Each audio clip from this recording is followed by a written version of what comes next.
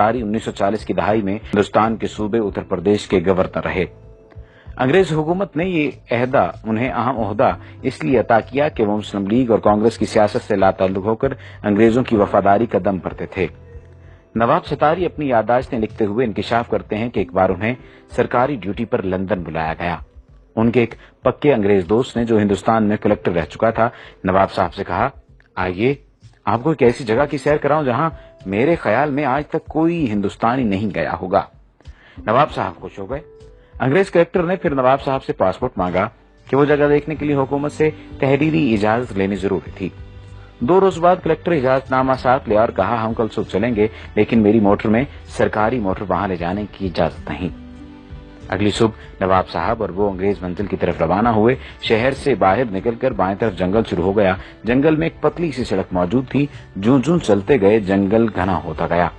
सड़क के दोनों जानिब ना कोई ट्रैफिक थी, ना कोई पैदल मुसाफिर। नवाब साहब हैरान बैठे इधर उधर देख रहे थे। मोड़ चलते चलते आधे घंटे से ज्यादा वक्त गुजर गया। थोड़ी देर बाद एक बहुत बड़ा दरवाजा नजर आया। फिर दूर सामने एक निहायत वसी और अरीज इमारत दिखाई दी। उसके चारों तरफ कांटेदार झाड़ियां और दरख्तों की ऐसी दीवार थी जिसे अबूर करना मुमकिन न था। इमारत के चारों तरफ जबरदस्त फौजी पहरा था। इस इमारत के बाहर फौजियों ने पासपोर्ट और तहरीरी इजाजतनामा गौर से देखा और हुक्म दिया कि अपनी मोटर वहीं छोड़ दें और आगे जो फौजी मोटर खड़ी है उसमें सवार हो जाएं। नवाब साहब और अंग्रेज कलेक्टर पहरेदारों की मोटर में बैठ गए। अब फिर इस पतली सड़क पर सफर शुरू हुआ। वही घना जंगल और दोनों तरफ जंगली दीवारों की, दरख्तों की दीवारें। नवाब साहब घबराने लगे तो अंग्रेज ने कहा, बस मंजिल आने वाली है।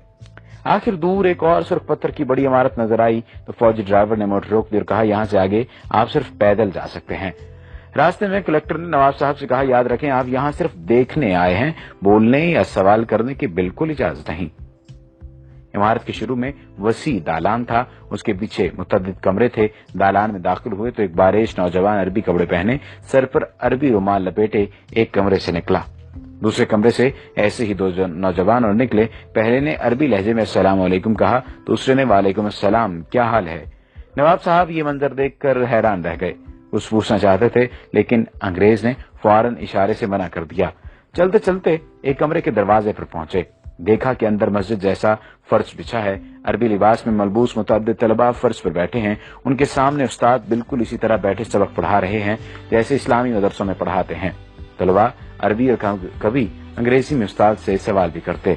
नवाब साहब ने देखा कि किसी कमरे में कुरान मजीद पढ़ाया जा रहा है, कहीं किरात सिखाई जा रही है, कहीं तफसीर का दर्स हो रहा है, किसी जगह बुखारी शरीफ का दर्स दिया जा रहा है और कहीं मुस्लिम शरीफ का। एक कमरे में मुसलमानों और मसीहों के दरमियान मुनाजरा हो रहा था। एक और कमरे में फ़क़ही मसाइल पर बात हो रही थी। सबसे बड़े कमरे में कुरान का तर्जुमा मुख्तलिफ जुबानों में सिखाया जा रहा था।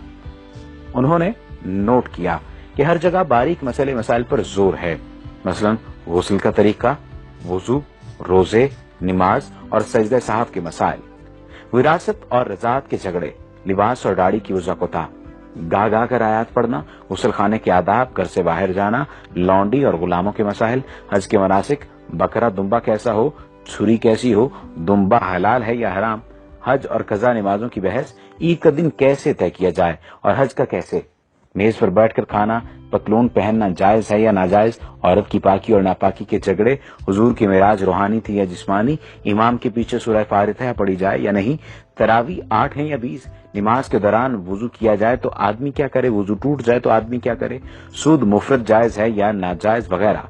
एक उस्ताद ने सवाल किया, पहले अरबी फिर अंग्रेजी में, नहायत चुस्त उर्दू में। जमात अब ये बताए कि नजर बद, तावीज गंडा आसेब का साया बरहक है या नहीं। 35-40 की जमात बैक वक्त बैक आवाज पहले अंग्रेजी में बोली ट्रू ट्रू, फिर अरबी में यही जवाब और फिर उर्दू में। एक तालिब इल्म ने खड़े होकर कहा, अल उस्ताद, नीयत जरूरी है तो मुर्दा लोगों का हज बदल कैसे हो सकता है। यानी अगर हज के लिए नीयत जरूरी है या किसी भी काम के लिए नीयत जरूरी है तो मुर्दा लोगों का हज बदल कैसे हो सकता है। कुरान तो कहता है हर शख्स अपने अमाल का जिम्मेदार है। उस्ताद बोले, कुरान की बात मत करो, रिवायात, विर्द और इस्तिखारे में मुसलमानों का ईमान पक्का करो, सितारों, हाथ की लकीरों, मुकद्दर और नसीब में उन्हें उलझाओ। ये सब देखकर वो वापस हुए तो नवाब सतारी ने अंग्रेज कलेक्टर से पूछा, इतने अजीम दीनी मदरसे को आपने क्यों छुपा रखा है। अंग्रेज ने कहा, अरे भाई, इन सब में कोई मुसलमान नहीं, ये सब ईसाई हैं, तालीम मुकम्मल होने पर इन्हें मुसलमान मुल्कों खुसूसन मशरक़ वसता, तुर्की, ईरान और हिंदुस्तान भेज दिया जाता है। वहां पहुंचकर ये किसी बड़ी मस्जिद में नमाज पढ़ते हैं, फिर नमाजियों से कहते हैं कि वो यूरोपीय मुसलमान हैं। उन्होंने मिस्र की जामे और अजहर में तालीम पाई है और मुकम्मल आलिम हैं। यूरोप में इतने इस्लामी इदारे मौजूद नहीं कि वो तालीम दे सकें। वो सिर 10 तनख्वाह नहीं चाहते, सिर्फ खाना, सिर छुपाने की जगह दरकार है। फिर वो मुअज्जिन पेश इमाम बच्चों के लिए कुरान पढ़ाने के तौर पर अपनी खिदमत पेश करते हैं।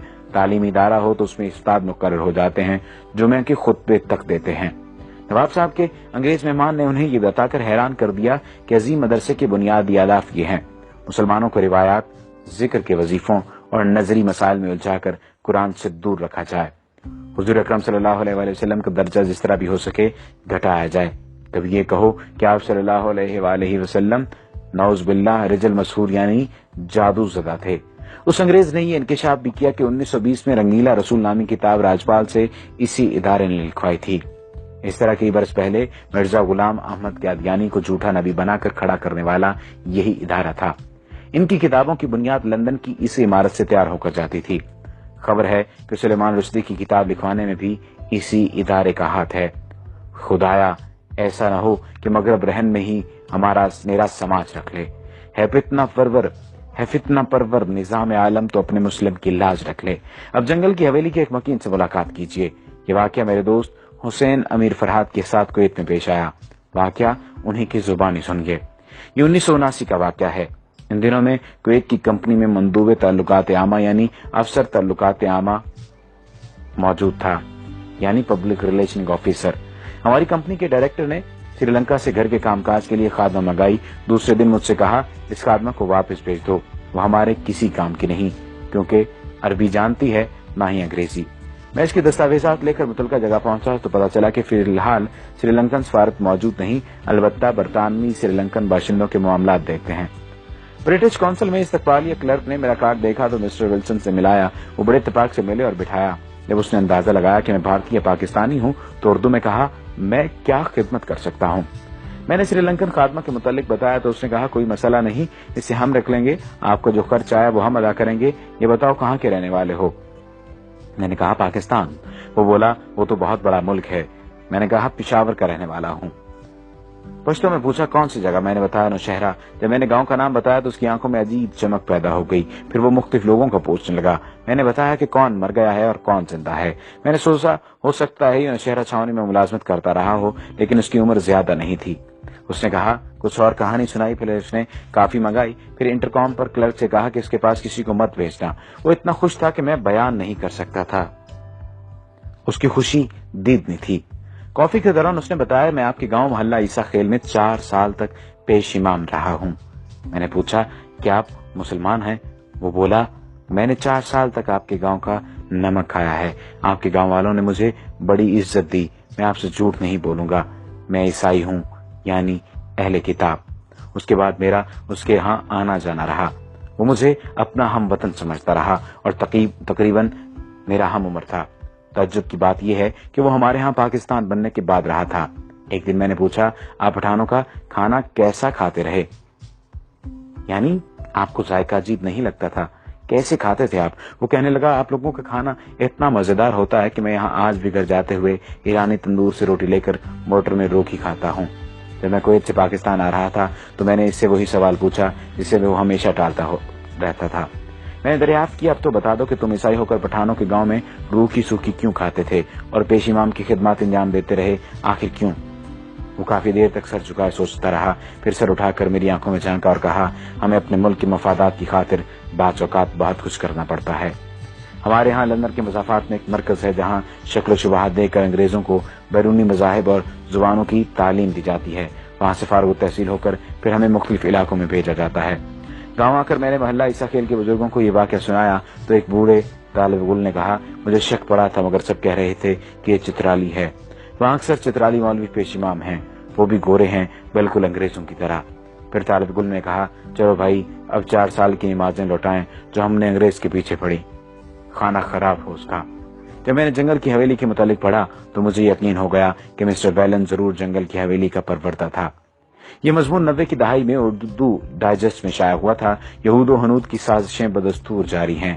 یہ مضمون اس نیت سے ضروری ترمیم اور اضافے کے ساتھ دوبارہ بھی شائع کیا گیا تاکہ سادہ لوگ مسلمان باخبر رہیں کہ دشمن انہیں کمزور کرنے کے لیے